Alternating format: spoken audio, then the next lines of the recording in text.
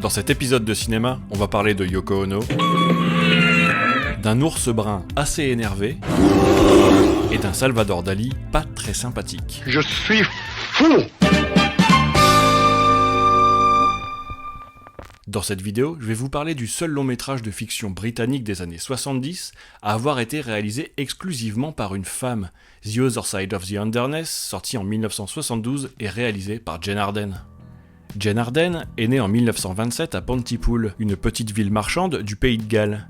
Elle fait ses études au Newport High School of Girls avant de rejoindre la Royal Academy of Dramatic Arts à Londres, où elle se forme au métier d'actrice. À la fin des années 40, Jane Arden entame sa carrière professionnelle d'actrice. Elle apparaît dans des rôles secondaires, deux petits thrillers britanniques de série B, Black Memory en 1947 et A Gunman Has Escaped en 1948. Parallèlement, elle participe à The Tragedy of Romeo and Juliet, une adaptation télévisée en direct de Shakespeare pour la BBC, diffusée le 5 octobre 1947. Puis, elle se retire temporairement de la vie publique, épouse Philippe Saville, alors jeune réalisateur de télévision prometteur. Le couple s'installe à Hampstead, où naissent leurs deux fils, en 1953 et 1958.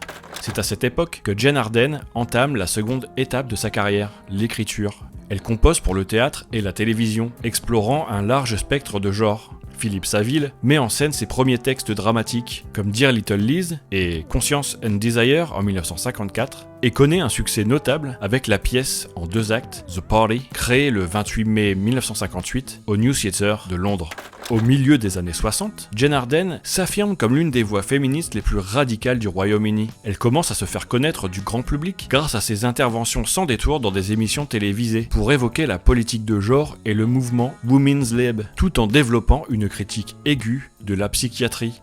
En 1965, elle écrit et joue dans The Logic Game, un épisode de la série Six, réalisé par Philippe Saville pour la BBC, qui explore, à travers une journée ordinaire dans la vie d'un couple, l'isolement et la fragilité des relations conjugales. Cette œuvre marque ses débuts dans des rôles d'actrice plus importants et montre déjà son intérêt pour des questions psychologiques et sociales qui traverseront ses créations. Sur le plan professionnel et personnel, tout se mélange. Jane Arden se sépare de Philippe Saville sans divorcer et commence une relation / collaboration avec le jeune réalisateur Jack Bond. Leur première rencontre créative se fait sur le documentaire Dali in New York pour le programme New Release de la BBC en 1966. Arden y interviewe le peintre surréaliste Salvador Dali de manière directe et provocatrice. Elle le déstabilise tellement qu'il menace d'abandonner le tournage, la jugeant pas assez soumise. While I'm playing the role of the valet, can you... Exactly. Everybody's my slave. Yes, no, everybody's not... Everyone... No. Tout est le camp. Out. Out. The people don't like it becoming my slave, no more. Tout est le camp. Can I have another role besides... All right. I will finish. Darling. No. Everybody's my slave. No. This gentleman is very good. Everything makes He was a maker. Everybody's my slave. I mean, nobody is allowed a role other than a slave. Nobody can say that in 1965. Après avoir joué en 1966 dans l'épisode controversé Exit 19 de la série Five More, réalisé par Saville, Jane Arden écrit un traitement de scénario intitulé Checkmate pour Jack Bond. Ce texte devient la base de leur première collaboration cinématographique, le long métrage Separation, réalisé par Bond en 67, et dans laquelle Arden tient également le rôle principal. Separation raconte l'histoire d'une femme d'une trentaine d'années confrontée à l'effondrement de son mariage, à la perte d'un enfant et à une relation incertaine avec un amant plus jeune. Le film explore avec une grande radicalité l'impact de ces événements sur la santé mentale de son personnage central. À la fin des années 1960, Jane Arden s'impose comme une figure sulfureuse de la scène underground londonienne. Son engagement féministe, de plus en plus radical, trouve une expression spectaculaire avec Vagina Rex and the Gas Oven en 1969, une pièce co-mise en scène avec Jack Bond. Tirant pleinement parti de l'abolition récente de la censure théâtrale en Grande-Bretagne, Arden cherche délibérément à bousculer le public, mêlant provocation, humour noir et violence symbolique, dans une forme scénique résolument expérimentale. Vagina Rex and the Gas Oven est considérée comme la première œuvre théâtrale issue du mouvement de libération des femmes au Royaume-Uni. La pièce est présentée au Arts Labs de Jim Haynes, l'un des lieux emblématiques de la contre-culture londonienne. En marge des institutions traditionnelles, cet espace alternatif devient un véritable laboratoire artistique où se croisent créateurs, musiciens, écrivains et activistes. Des figures devenues mythiques comme David Bowie, John Lennon et Yoko Ono, ou encore William S. Burroughs. Dans ce contexte bouillonnant, le spectacle rencontre un immense succès et impose définitivement Jane Arden comme une dramaturge pionnière, audacieuse et politiquement engagée. En 1970, elle lance un appel pour fonder ce qui deviendra la première troupe de théâtre entièrement féminine au Royaume-Uni, Holocaust. Le collectif réunit 8 femmes, parmi lesquelles l'artiste et performeuse Penny Slinger, les actrices Sheila Allen et Anne Lynn, ainsi que la critique féministe et praticienne du théâtre underground Natasha Morgan. Volontairement provocateur, le nom Holocaust annonce d'emblée la radicalité du projet. Pour Arden, il s'agit d'ouvrir un espace inédit où les femmes peuvent explorer leur corps, leur traumatisme et leur colère en dehors du langage patriarcal dominant, dans une démarche à la fois artistique, politique et existentielle. Le collectif publie un manifeste dans la lignée du free cinéma britannique, mais animé par un désir féministe radical d'exploser le langage dominant. On peut y lire « Nous, véhicules historiques de la forge alchimique, devons faire exploser le langage qui nous a piégés et révéler le sens d'un monde en implosion. » Arden décrit Holocaust en des termes saisissants. Holocaust est la véritable fin d'un cauchemar. C'est le fantôme de ma mère qui hurle. Parfois, je rêve seulement de fantômes de ma paranoïa. Juste des voix dans ma tête. Je confesse que je suis folle. En mai 1971, Holocaust présente sa première création, A New Communion for Freaks, Prophets and Witches. Le spectacle est une expérience intense, rituelle et physique, mêlant performance extrême, nudité, images mentales violentes et exploration directe de la psyché féminine. Penny Slinger y interprète notamment le personnage du Shadowman et apparaît seins nus sur des échasses, dans une volonté assumée de rompre avec toute représentation conventionnelle du corps féminin. La pièce est bien accueillie et marque profondément celles qui y participent, même si des tensions émergent autour de la question de la création collective et de la place centrale qui occupe Arden. Malgré ces frictions, Arden décide d'aller plus loin. Le texte, la distribution et l'énergie brute de A New Communion for Freaks, Prophets and Witches devient la matière première de son unique long métrage réalisé en solo, The Other Side of the Underneath. Le début des années 1970 constitue un moment charnière où les débats autour de la psychiatrie atteignent leur apogée. Le mouvement anti-psychiatrie, incarné par R.D. Ling, remet radicalement en cause les fonctionnements de contrôle social exercés par la psychiatrie institutionnelle. Arden s'inscrit clairement dans la frange la plus radicale de ce courant, celle qui ne réclame pas une réforme, mais l'abolition pure et simple de toute intervention psychiatrique. Pour The Other Side of the Underneath, elle fusionne ses idées avec le féminisme radical, développant une thèse implacable. Être une femme dans la société patriarcale, c'est déjà être condamné à la folie. Le projet est central pour Arden, mais Jack Bond choisit de prendre du recul. Son rôle se limite désormais à la production, laissant à Arden un contrôle artistique total. En 1972, Arden entraîne la troupe Holocaust dans la ville minière galloise d'Abertillery, au sud du pays de Galles. L'équipe s'installe sur place, vivant ensemble dans la maison où se déroule une grande partie de l'action.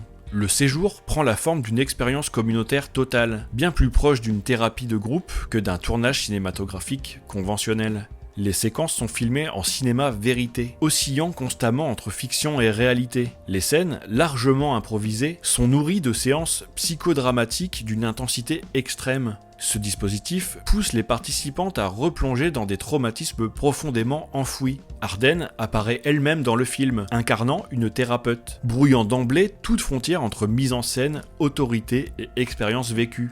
Certaines séquences culminent en déflagration émotionnelle d'une violence difficilement soutenable. Dans une interview donnée en 2007, Natasha Morgan se souvient que toutes les personnes présentes étaient sous LSD, tandis qu'Arden buvait continuellement. Elle évoque également un épisode hallucinant. Un ours brun était enfermé dans une pièce voisine, tentant de griffer les murs pour entrer, ajoutant à la scène une dimension de chaos presque irréel. Arden invite par ailleurs sur le tournage différents exclus, voyous locaux, enfants handicapés, personnes vulnérables, et les fait interagir avec la troupe. Ces situations débordent rapidement vers la luxure, les larmes et la violence. Usant de substances hallucinogènes, mise en concurrence émotionnelle des participantes, exposition de personnes mentalement fragiles, le dispositif mis en place par Arden est aujourd'hui largement considéré comme relevant d'un dispositif fondamentalement abusif.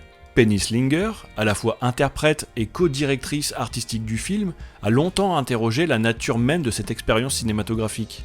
C'est toujours un peu difficile à aborder, la question de savoir si Jane était exploitative, ou si c'était une tentative sincère et solide de faire remonter tout cela pour la guérison de tous les participants. Mais la réalité, c'est qu'aucune guérison n'est vraiment survenue. Je ne sais pas si je dirais un jour que c'était une tentative délibérée d'utiliser les gens. Jane n'était pas assez forte, même si elle semblait extrêmement forte, pour pouvoir tout gérer. Elle s'était effondrée sur elle-même à la fin du film. C'est pour ça que tout le monde se retrouvait à se débattre, pas parce qu'elle voulait délibérément utiliser les gens et les jeter. Sans surprise, le tournage provoque la dissolution définitive de la troupe Holocaust. Épuisée émotionnellement, brisée par l'intensité du processus, la majorité des participantes se séparent sans jamais retravailler ensemble. Avant de commencer l'analyse de The Other Side of the Underneath, essayons concrètement de comprendre ce que le film raconte. Repêchée d'un lac après une tentative de suicide, une jeune femme est internée dans une institution psychiatrique isolée, en pleine campagne. Rebaptisée Meg the Peg, elle prend part à des séances de thérapie de groupe menées par une psychiatre aux méthodes troublantes, dont l'instabilité semble faire écho à celle de ses patientes. Aux côtés d'autres femmes diagnostiquées schizophrènes, Meg voit émerger souvenirs, peurs et fantasmes à travers une succession de jeux, de rituels et de mises en scène où se confondent réalité, rêve et hallucination. Peu à peu, la thérapie se transforme en un espace de confrontation collective, où les corps prennent le relais de la parole. The Other Side of the Underneath est un film difficile à comprendre, parce qu'il refuse toute structure narrative classique, mais essayons d'y voir plus clair. Le film ne raconte pas une histoire au sens traditionnel, mais propose une expérience, celle d'être plongé dans un état mental instable, fragmenté, oppressant. Le spectateur n'est pas guidé par une intrigue, mais immergé dans une perception altérée du monde. Dès les premières images, le film installe un paradoxe fondamental. Le décor, la campagne galloise, apparaît d'abord comme un paysage de conte de fées. Herbes d'un vert éclatant, rivière sublime, lumière naturelle apaisante. Mais cette beauté est immédiatement contaminée par un monde dur et toxique. Boue noire de charbon, puits de mines, cheminées industrielles. Ardennes compose un espace où nature et industrie, ruralité et exploitation coexistent. Ce paysage n'est jamais neutre. Il fonctionne comme un miroir de l'état intérieur de la protagoniste et inscrit sa souffrance dans une histoire sociale et économique plus large.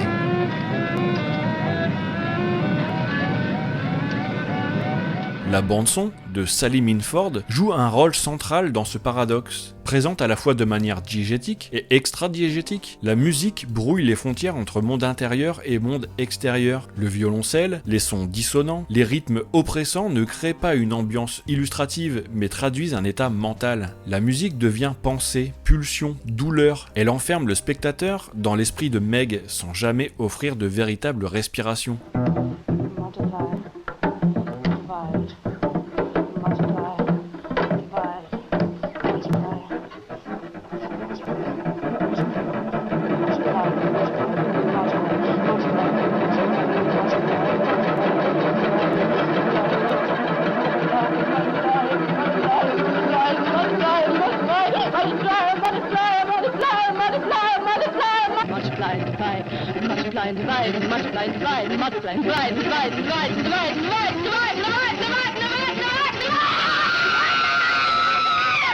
Meg représente le versant fictionnel du film, non pas au sens d'un récit imaginaire, mais comme une cartographie mentale.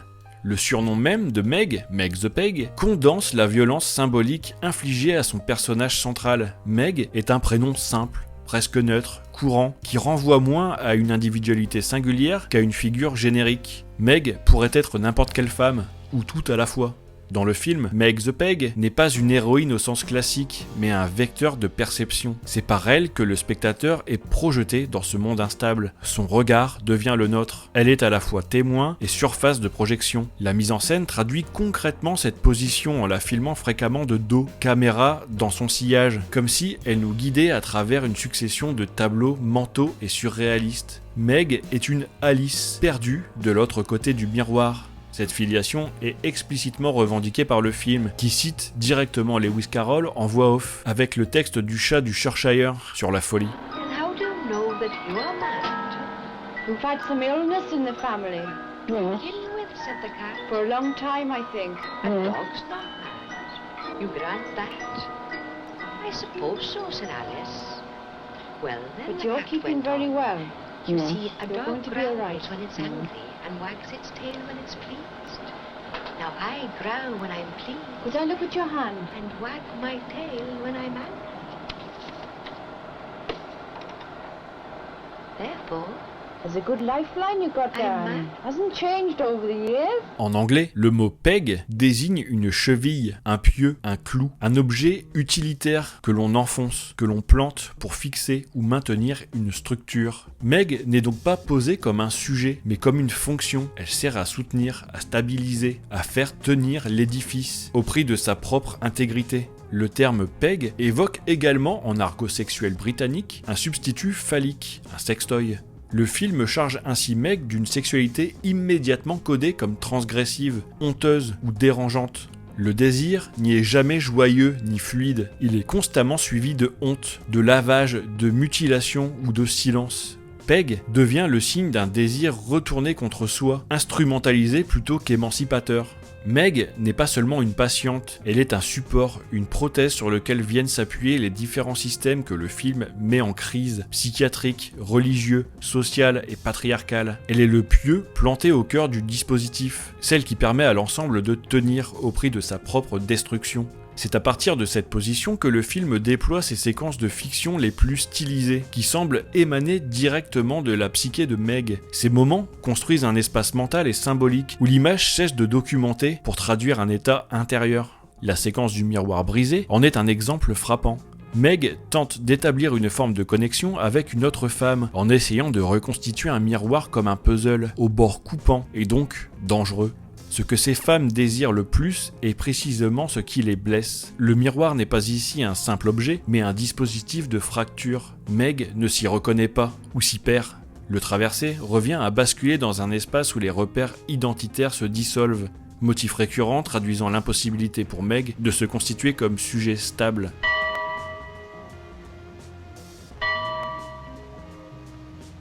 Les séquences de mariage et de funérailles relèvent de la même logique symbolique.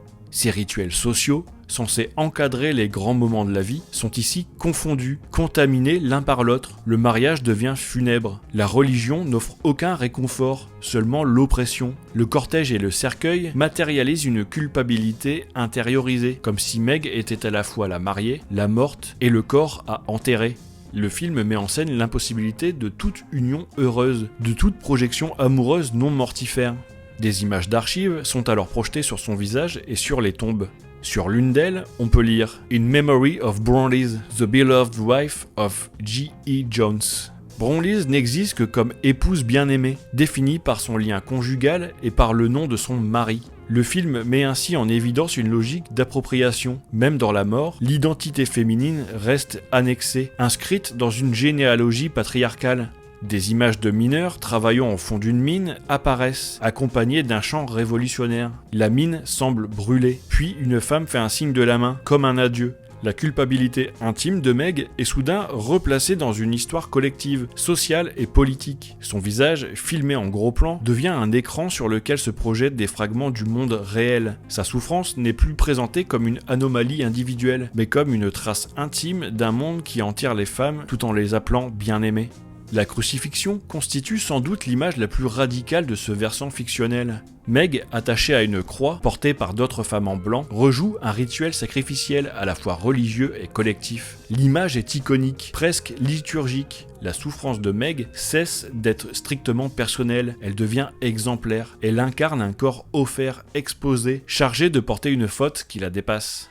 La nature hallucinatoire de ces images, gros plans saisissants, angles instables, montage heurté, reflète l'effondrement physique de Meg, au point d'induire un malaise physique chez le spectateur. Par une mise en scène radicalement avant-gardiste, Arden transmet l'expérience d'une maladie mentale extrême, avec une intensité viscérale. À travers ses visions stylisées, le film ne raconte pas des événements au sens narratif, mais compose une véritable cartographie mentale. Le spectateur cherche à comprendre Meg, tandis qu'Arden ne livre que des fragments. Dans une séquence énigmatique, un personnage grotesque, calotte chauve, faux nez rouge, voix d'oiseau, tourmente Meg à travers une suite d'images et de mots à déchiffrer. Une grand-mère, un dentier, une vieille photographie de son grand-père, un mouton dans un lit, un drap taché de sang à l'entrejambe. Rien n'est expliqué, tout est suggéré. Ces images ne cherchent ni à expliquer Meg, ni à la guérir. Elles donnent forme à ce qui ne peut être dit. La honte, le désir interdit, la culpabilité sexuelle, la peur du corps et du regard. À l'opposé de cette fiction mentale incarnée par Meg, la figure de la psychiatre, interprétée par Jane Arden elle-même, représente le versant documentaire et performatif du film. Sa position est profondément ambiguë. Théoriquement chargée d'écouter et de guider, elle apparaît pourtant constamment en retrait, souvent hors champ, parfois réduite à une simple voix. Lorsqu'elle entre dans le cadre, c'est rarement dans une posture de maîtrise ou d'autorité stable. Tremblante, fumant cigarette sur cigarette, elle se mêle aux patientes, participe à leur rituel, notamment dans la séquence de la Gypsy Party, où on la voit ivre, une coupe à la main, vêtue de blanc comme ses patientes. Face à elle, une vieille dame gitane inverse soudain les rôles et semble l'analyser à son tour en lui lançant What can you see? What's in the well? Ce face-à-face brouille radicalement la frontière entre soignante et soignée, jusqu'à rendre indiscernable qui observe qui.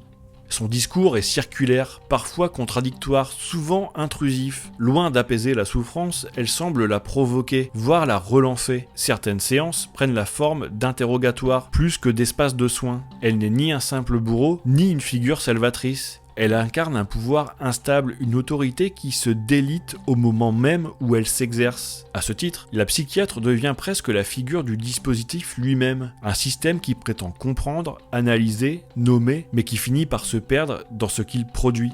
Cette confusion atteint un point particulièrement troublant dans la séquence du parc. Arden joue la psychiatre, mais la psychiatre devient la réalisatrice Arden. Elle pose alors à une autre psy la question Yeah, what's a schizophrenic? What is a schizophrenic? Oh my God, there are so many different definitions, you see. La réponse lui est donnée sur un mode quasi documentaire, proche de l'interview. Le film fait ainsi vaciller les niveaux de réalité et de fiction, comme si Jane Arden cherchait encore des réponses. L'image semble chercher, hésiter, comme si le film se construisait en même temps qu'il se tourne. Caméra à l'épaule, cadre instable, zoom. À chaque reprise, le dispositif se fissure ouvertement. Les techniciens apparaissent à l'image, la caméra est reconnue, parfois frontalement intégrée à l'action. Certaines séquences ressemblent davantage à des ateliers filmés ou à des performances collectives qu'à des scènes de cinéma. Le spectateur n'est jamais autorisé à oublier qu'il assiste à une fabrication et que cette fabrication implique des personnes réelles, engagées physiquement et émotionnellement. Une femme regarde directement l'objectif et déclare And perhaps when you show me the film, I'll be able to see myself as I am without it. Cette phrase agit comme une déflagration. Le film cesse momentanément de représenter un processus thérapeutique pour devenir un miroir tendu à celles qui y participent et par extension au spectateur. À cet instant, le dispositif se renverse. Ce n'est plus simplement nous qui regardons le film nous regarde. De plus, ce qui frappe dans The Other Side of the Underneath, c'est l'absence totale de hiérarchie claire entre les figures. Si, au début du film, les patientes sont reléguées au rang de simples cas cliniques, passant une après l'autre devant la psychiatre, livrant chacune des fragments de discours, d'obsessions et de douleurs singulières, elles finissent par former un groupe, un chœur dissonant mais solidaire. Plus le film avance, plus cette communauté se soude, jusqu'à devenir une force collective et massive, prête à affronter, à renverser, à tout brûler, comme dans la séquence finale. Toutes semblent prises dans un même mouvement de vertige. Les rôles se contaminent, les corps se confondent, les voix se répondent et se déforment, amplifiées par des effets sonores, échos, saturation, distorsion, qui brouillent encore la distinction entre paroles individuelles et clameurs collectives. Le film ne raconte pas seulement l'histoire de personnages, mais construit un espace mental partagé, où chacun devient à la fois sujet et symptôme, observateur et observé. C'est dans cette confusion assumée que réside la force et l'inconfort du film. Arden autorise les femmes à être déséquilibrées, en colère, sexuelles, grotesques, excessives, tout ce que le patriarcat leur a appris à réprimer et à retourner contre elles-mêmes. En plaçant le spectateur à la fois dedans et dehors, entre fiction et documentaire, intériorité et regard social, Arden souligne que la société participe à la perpétuation de certaines formes de souffrance mentale. Par les tabous, la stigmatisation et la rigidité de structures fondamentalement patriarcales, le film ne distingue jamais clairement cause et conséquences. Il les mêle dans un cauchemar continu, révélant la violence des cadres normatifs qui prétendent soigner tout en enfermant. Aucune résolution ne vient apaiser cette expérience. Il n'y a ni diagnostic final, ni guérison, ni catharsis. Comme le dit l'un des personnages, What you see is everything under each of us is all the pain and all the love, all of it, in all of us. All this pain, it's so simple. Just empty it out. No shame, just... Cette absence de solution est peut-être la proposition la plus radicale du film. Arden refuse de rassurer ou de consoler. Elle expose une douleur sans promesse de réparation. Dans cette perspective, la violence, la confusion et l'excès ne sont pas des effets gratuits, mais les symptômes d'une colère longtemps contenue. Comme l'affirme Jane Arden elle-même, si à ce moment les femmes pouvaient prendre leur masochisme et le radicaliser, ce serait la révolution la plus sanglante. La qualité de ressentiment et de douleur à l'intérieur des femmes est énorme. Le film apparaît alors comme une tentative désespérée de rendre visible cette douleur collective, de l'extraire de l'intériorité pour la projeter dans le monde, sans garantie de salut. Œuvre limite, The Other Side of the Underneath ne propose ni solution ni apaisement. Il demeure un geste brusque, radical, parfois autodestructeur, mais profondément politique. 10 ans plus tard, Jane Arden met fin à ses jours à l'âge de 55 ans et le film disparaît des écrans.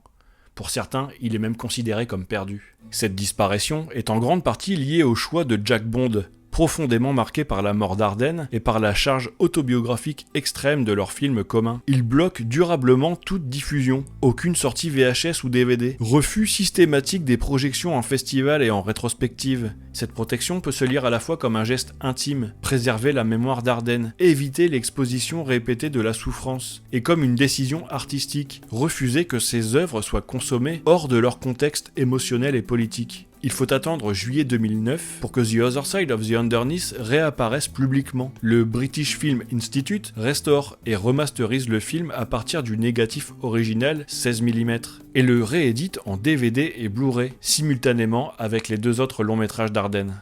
Aujourd'hui, The Other Side of the Underneath est considéré comme une œuvre majeure de l'avant-garde britannique.